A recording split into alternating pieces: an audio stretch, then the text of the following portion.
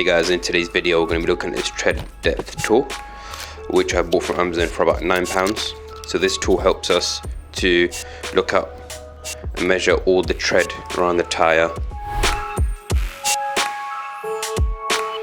I've put a link below if you guys want to take a look at the item.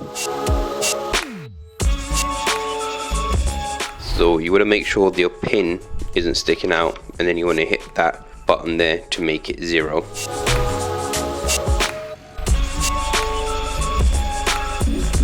At that point you can go ahead and check your first tread. It's really easy, so you put the tool against the tyre and then you push the pin in and it will measure how much remaining tread there is in the tyre. So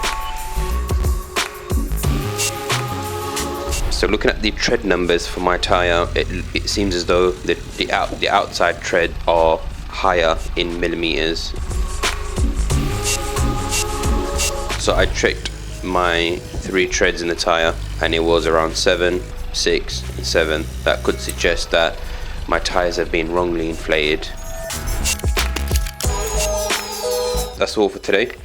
Thank you very much for watching, and I'll see you in the next one.